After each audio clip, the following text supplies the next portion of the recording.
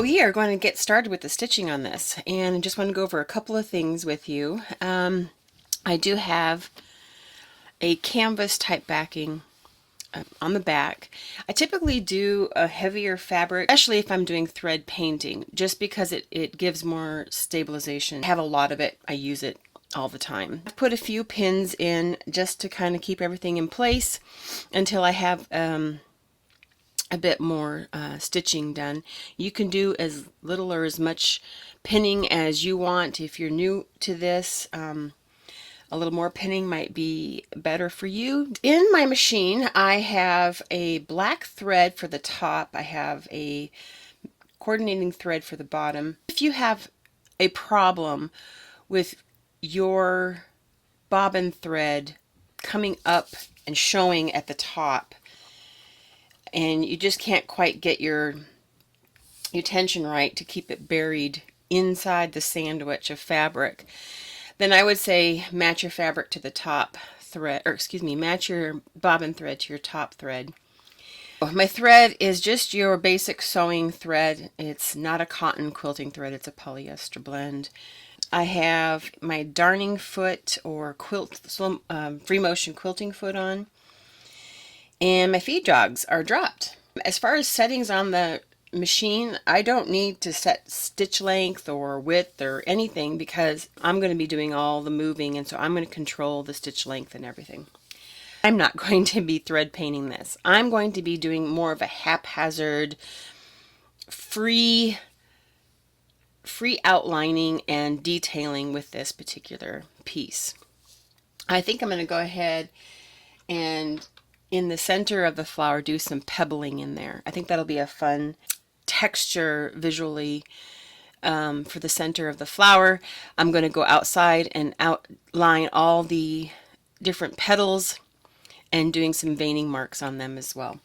And I will probably do more than one pass around the petals, and I probably won't follow them exactly. I kind of like that free motion, that free fluid lines where it's not restricted to just outlining. So I'm going to go ahead and get started with the quilting. I typically pull my bobbin thread up to the top, that way I can keep it from getting tangled and nesting. Snip it once I have a few stitches here.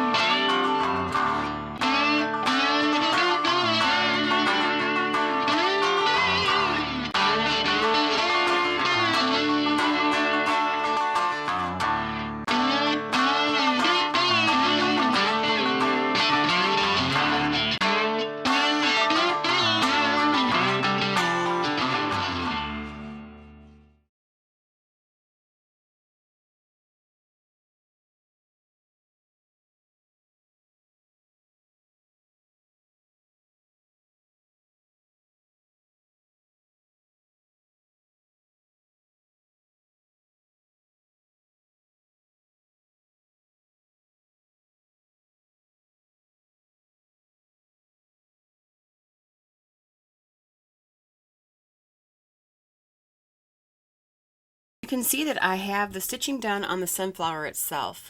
Got the pebbling, outlining, veining.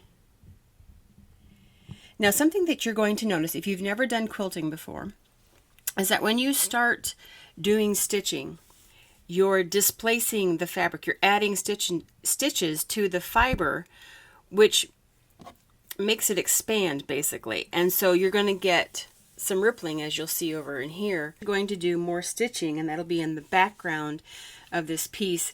I'm not going to do it in black. I want it to be background. I don't want it to be a color that's going to stand out and take away from the sunflower. That's what we want to be in the foreground.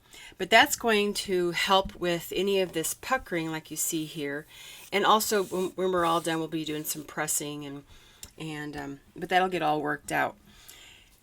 One of the things I wanted to do was talk about thread choice as far as the colors and what your purpose is in your piece that you're doing. I have 3 different color choices here. I have kind of a steel gray, a little bit of a blue tint to this particular thread right here. I have a variegated purple thread, and I have a light gray. Now hopefully with this particular lighting you can see what I'm trying to show you. The thread is really fine, so it's kind of hard to pick up on that. But when you're looking at the purple, I'm stretching it across the lightest part of my background all the way to the darkest part of my background. And you know, I think you could get away with that. I'm wanting though for my background to really recede more. I don't really want it to pop. So I feel like that color is just too obvious and wouldn't push the background back enough. I think this color, this could definitely work. It's a little bit darker though. It works great. I think it works fantastic actually on the darker purple here. But I still think this is a little bit darker than I want it to be for the lighter areas. And I could switch threads. I don't have to stick with just one thread to do the background. However, I decided on this light gray just because I like the way it looks here in the lighter area and in the darker area. So I'm going to go ahead and use that one for my top thread. And this is actually by Coats and Clark. It's for machine embroidery, and it's a polyester, 100% polyester, 40 weight. So, and it has a nice sheen to it, so it'll make a really pretty background color, I think. I'll get this threaded into the machine and we'll get going. Decided I'm going to do a stippling pattern for the background. Just because if this is new to you, it's a fairly great way to start with your free motion quilting. It's a great pattern to use when doing a background. It's just a meandering line that works back and forth, but it never crosses itself. So you want to make sure you just don't cross. If you do, just keep going. If it really bothers you, obviously you can take out a stitch or two. We're just going to meander around with the lines and just push this background even further back.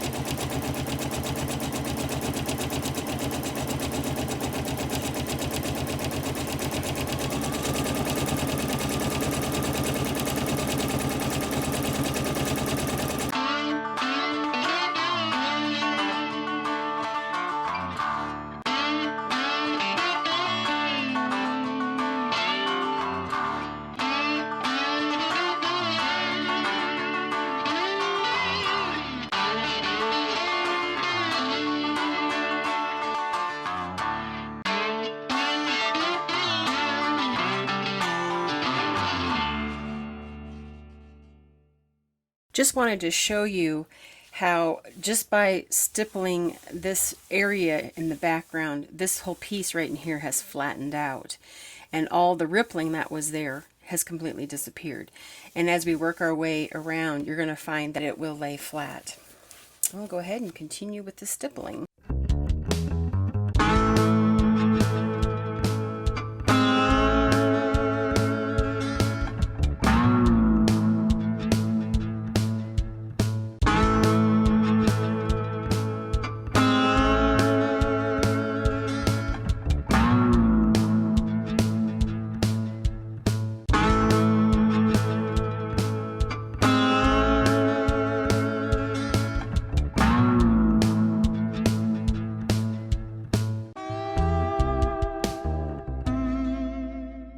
I have decided after doing the artistic part of our art quilt that I'm going to go ahead and put a border on it.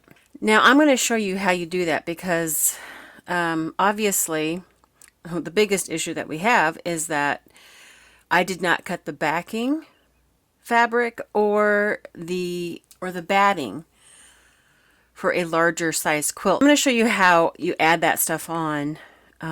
So if you change your mind sometime, mid-course of putting a quilt together, and you want to add something on that you didn't factor in to begin with, it's totally possible to do it.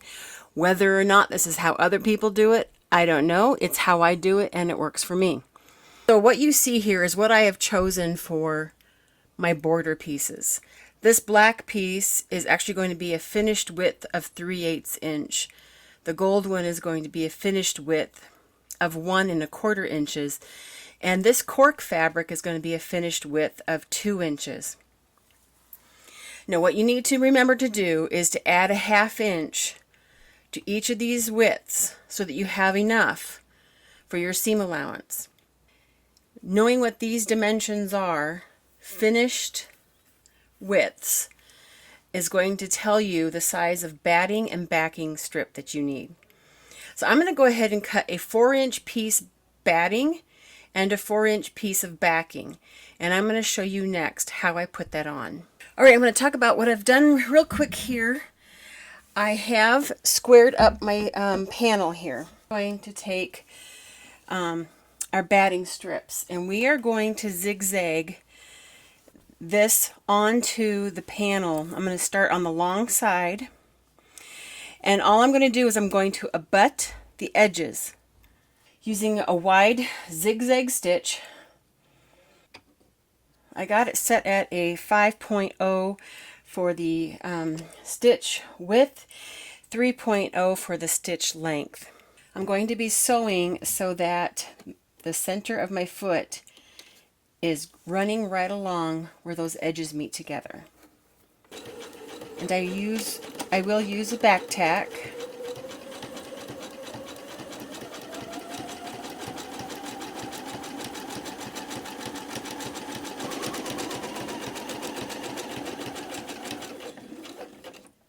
Hopefully you can see that. That is the zigzag stitch joining those two edges together. Makes a nice tight joinery, and it doesn't come apart.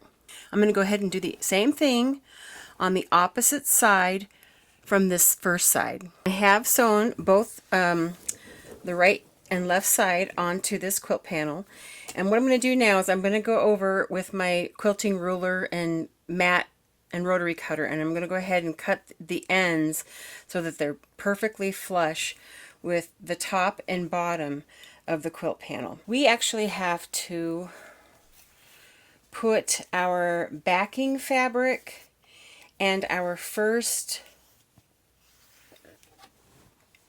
border piece along the edge of the quilt. So this is going to be kind of tricky. You'll have to pin it. I mean, you could do this where you put this on first. I like putting the batting on first, but you can try it both ways. In fact, let's go ahead and do it both ways. Do it the other way when we go to put the other edge on. And I'd like to trim them just a tad bit longer, and then I'll trim them more later when I go to square it all up. But I'm laying this fabric right on that edge of my panel.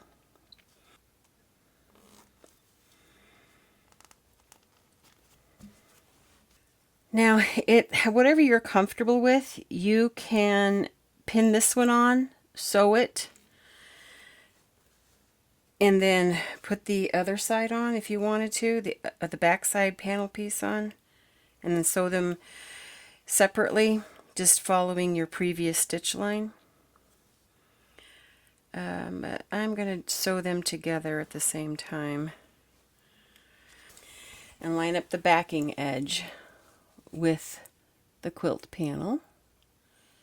Again, leaving a little bit of overhang, top and bottom. will see the pins from the top side that you have on the underside, and so you'll be able to pull these out as you go along as well. And I can feel the pins on the other side, so I kind of like to put these pins in between the other pins. I want to make sure that I do a 1/4 inch seam allowance. So I'm going to change my foot to my 1/4 inch foot. Alright, I'm approaching the pin from the underside. Just lift that up, pull it out.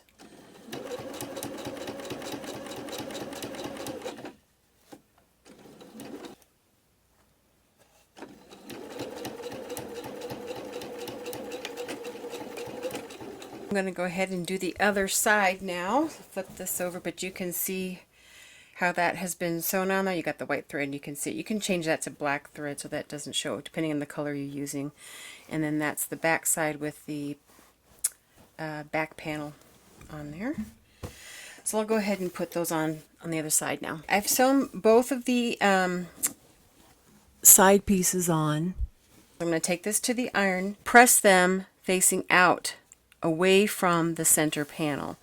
And then I'm going to go ahead and also trim them so that they're completely straight with the edges. For the top and the bottom side of the quilt panel, what we're going to do is do exactly like we did on the two sides and sew the black border piece and the backing fabric to the raw edge of this piece. The only difference being is the black only needs to go as far as just past the previous black line. And you'll see why that is once we start adding more of the border pieces on. So we're going to do this top and bottom, adding the back fabric, the backing fabric, and this black border piece. Now I went ahead this time and I sewed the batting to the quilt piece after I attached the backing strip and this black strip here. Just wanted to show you that you can do it that way. The only difference you might find with this is that when you're going over this part here where it's thicker, is that your foot might sit a little crooked and your machine might not like it. So you kind of have to test it out, see which way works best for you.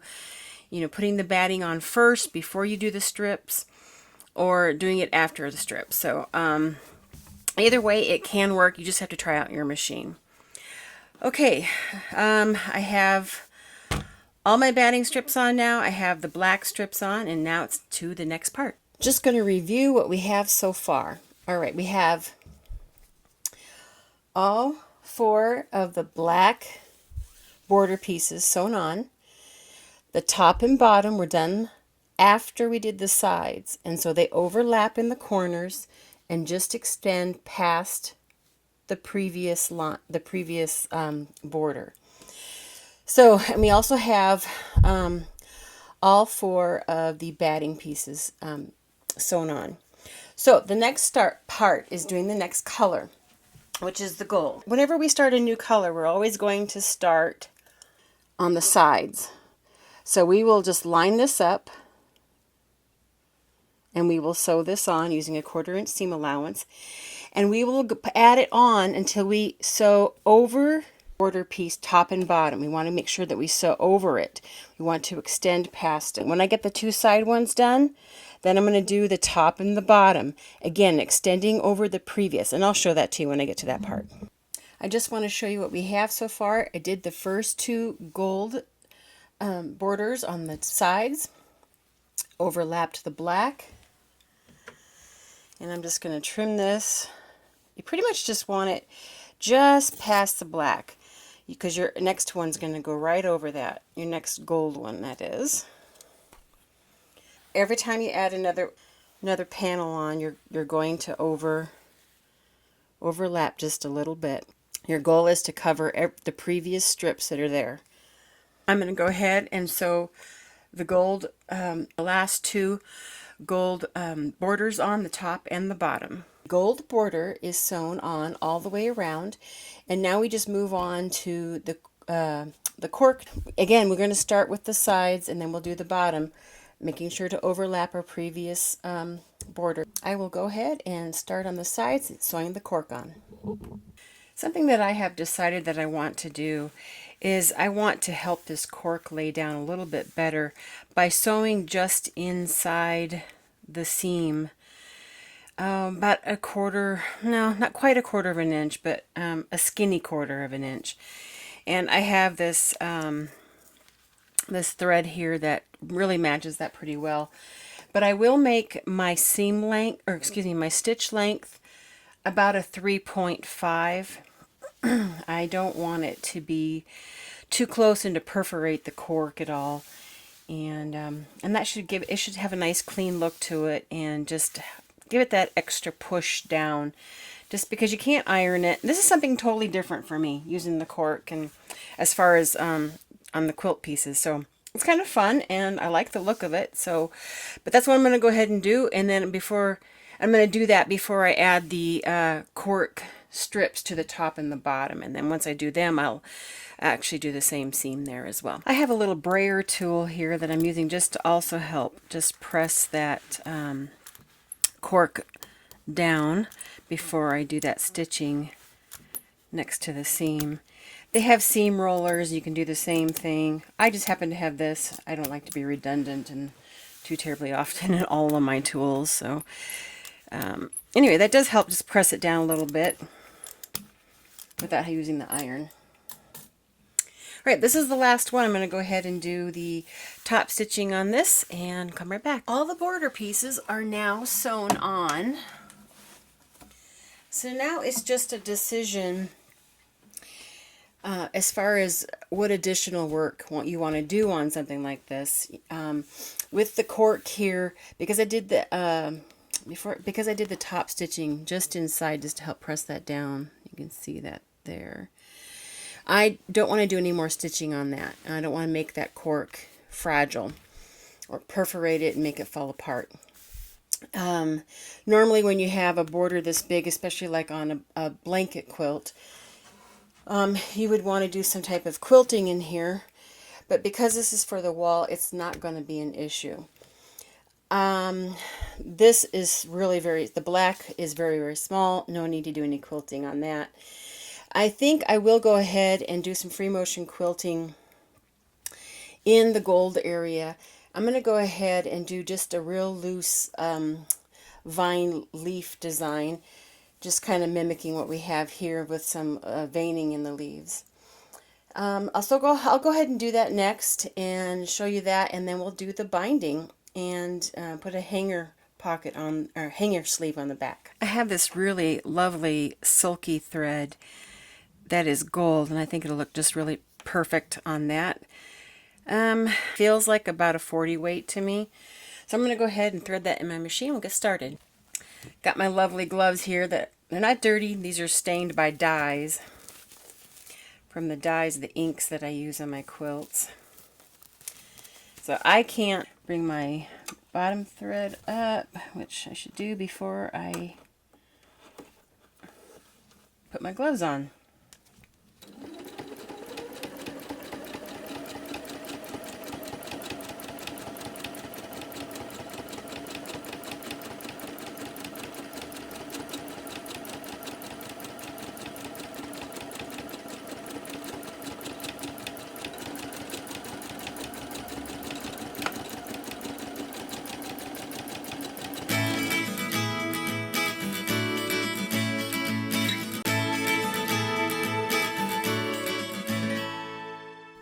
The gold border is completely quilted now.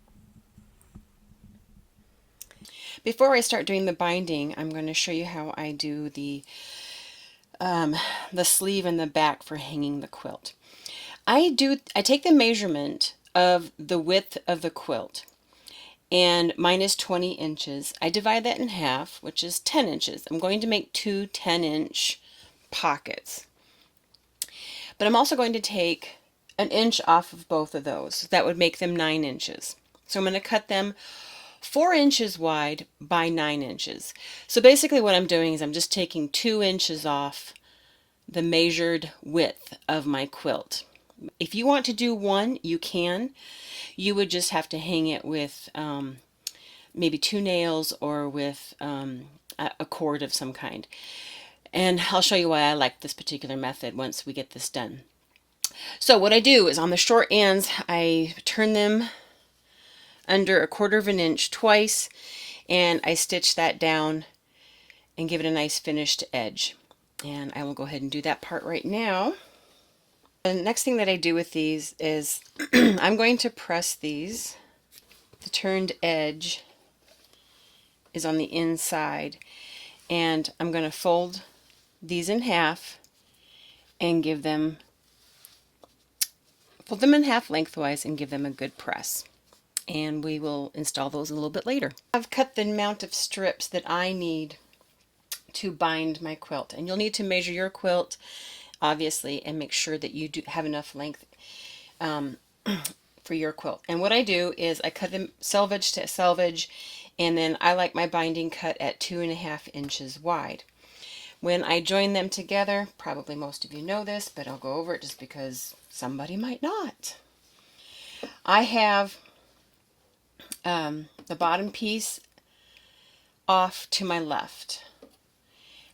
I take the second one and I lay it overlapping the first one. I don't want the selvage part in there.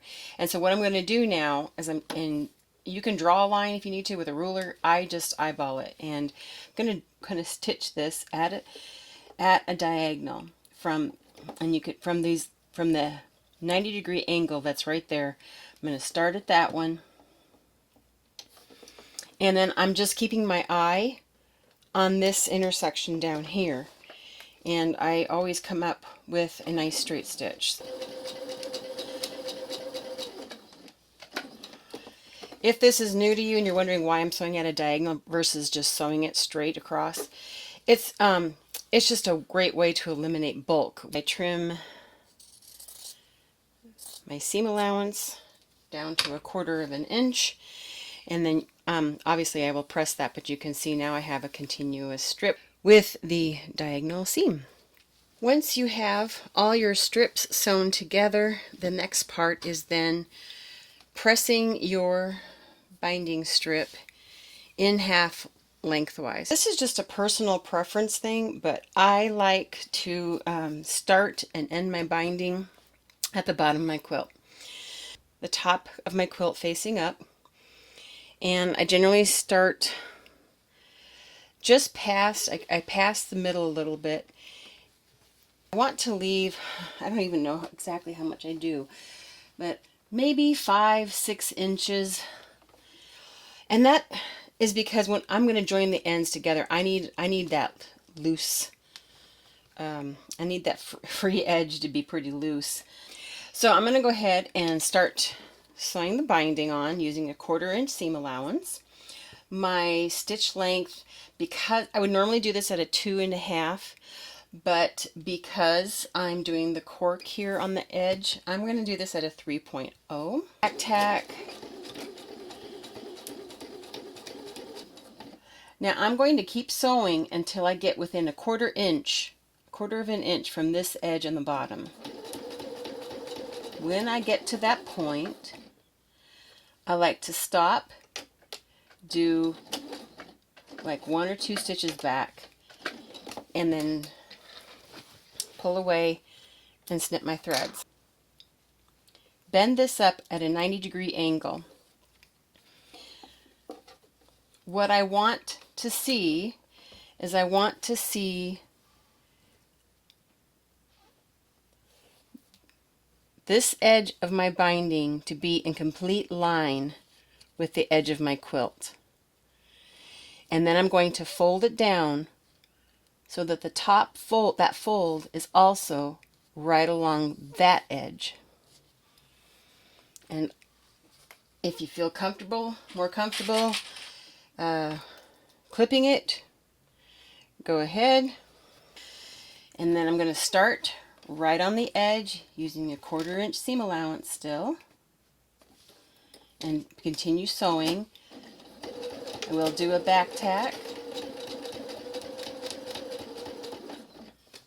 I'm having to be sure that everything is laying down nice and flat and I'm not missing anything in my seam here. Okay, once again, I'm getting to this edge here. I'm stopping at 1/4 of an inch from the end, back tacking 1 or 2 stitches, cutting my threads. Now, in case you didn't see this, next time I'll try at a different angle, make sure that you can see this. I'm bending, or folding, I should say. I am folding my strip so that it's at a 90-degree angle from where it once was. And you know you're good when this edge of the quilt and the edge of the binding are straight with one another. And then we take the binding and fold it back down on itself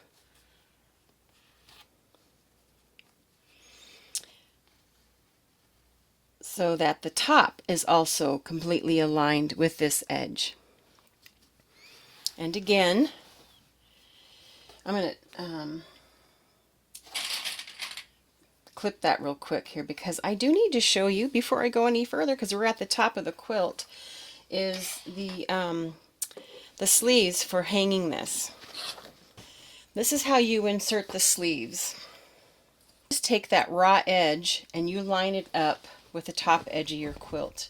And this is going to get sewn in when we sew the binding on. I place them loosely first because I want them to be the same from the end, but you don't want to get too close because remember you're going to be sewing that binding down over here on the edge. So usually I do about an inch gap in the center.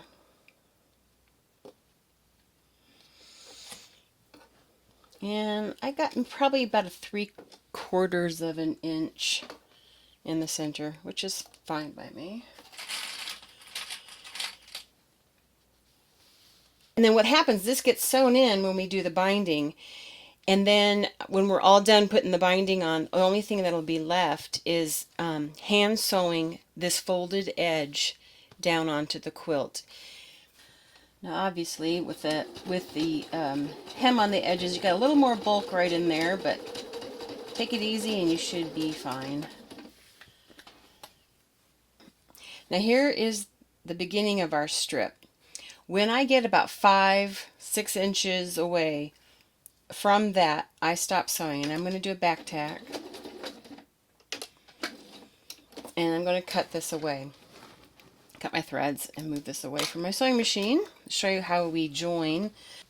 If you remember, this strip originally was cut at 2.5 inches wide. So what we want to do is we actually want to measure the overlap. Lay this piece over our starting edge, and I'm going to measure exactly what the strips were cut at, 2.5 inches. So I'm measuring that 2.5 inches. Now you can mark it, or you can just pick up your scissors and cut it there. And now here's the little trick. We're going to have to make sure that we twist these the same direction. So I'm twisting this one from under and over. Now remember, at the machine, this one went this way. This one has to turn more than you think. Okay. And when you put those two together and just look to see, you know, are they going to untwist and be right? I think so. I'm overlapping, oh gosh, maybe about 1/16 of an inch. I feel like you're a contortionist with this. But you really do just kind of have to fold your quilt over so that your edges aren't fighting against each other. So once you kind of get it flattened out, is you can kind of simulate the seam by taking your pins and making them go diagonally across this joinery. And then if you take these other ones out, they're along the edges, you can check your seam, and that's going to make everything line up right. So now all I have to do is, just like I did before when I joined my pieces together, is follow this line like my pins are on. That's my diagonal line that I'm going to be sewing on. And that, for me, it just helps. I gotta have it pinned, otherwise I have absolutely no idea what's happening because I'm having to move everything around so much. Alright, and again, I'm just aiming, and it helps that I have the pin in there. I'm just aiming for that corner where the two edges meet. Alright, now when we open this up, it fits in there perfectly. So, but first, we need to very carefully, without cutting in the wrong place, is to trim this down to that 1/4 inch seam allowance. We don't want those pointed ends sticking out anywhere. And there you can see it's perfect. We can just continue sewing now where we stopped and started and make this one continuous piece here. Again, because I'm using cork, I would normally press, I would open up my binding and I would normally press this down, but because I'm using cork, I'm just going to finger press this. Or again, you can, bring out your seam roller, whatever it is that you have, or just finger press. I have this foot here that has an adjustable screw here for this ridge that's right here on the underside. Once I have my binding folded back, what's nice about this ridge when I'm sewing is that I can get that ridge lined up, and it's that little red piece that rides along this seam edge wonderfully, perfect. And I just adjust my needle so that it's always going to land right inside where these two meet. So I do want to show you, before I start sewing this, how you do the corners for the back side. So as I approach this corner, it's the corner that I'm moving on to that is the one that actually needs to go down first. So before I even put this one down, I'm going to put this down first, and I lay it down all the way to the edge of the quilt that's underneath there. And that gives it a nice, neat 90-degree fold.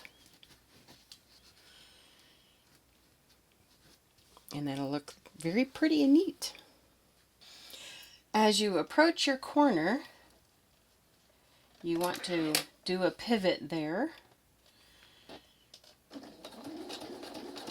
with the needle in. But once I think I've got it, have the needle down, rotate my piece. Yep, I got it perfectly aligned there. That ridge right in there where this goes. And continue sewing.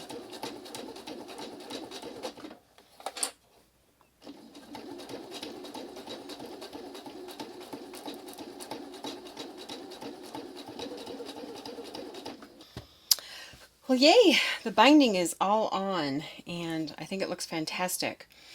One of the things I didn't do was I didn't talk to you about my color choice for the binding. I really wanted to bring out the dark browns in the center of the sunflower, and I also wanted to be a bit reminiscent of a wooden frame that's around this. So you've got this picture that's got triple matted in the dark brown frame. I think it really pulls this all together quite lovely. Last thing that we have to do, let's turn this baby over and sew down the free flap here. And I tend to sew these down too a little bit. I'm going to show you a couple of stitches on how to do this, but I pretty much, you don't want to go through to the front. This is just stitching it. You've got the batting in there, so you got that to sew into along with your backing fabric. And hopefully you can see this. But I start underneath the flap there just to hide my needle. This is a double thread, double-stranded thread. Got my knot in there, and I came out the edge of this. So what I do is, since I'm in the edge of my flap there, I'm going to go down into my background, or excuse me, my backing fabric, and just kind of travel along a little bit and then come up on that folded edge. And just keep doing that. You just go down where you come out. Doing this at an angle, that's very awkward for me. So I can make this so that you can see this. Let me get a little closer, so hopefully you can see this well. All right. So I'm going to pull my thread over to the side, but it's in this bottom fold. I'm going down into my backing fabric and then coming out a little further away in the fold. And it's invisible and it's holding it down tight. And I just continue that all the way down.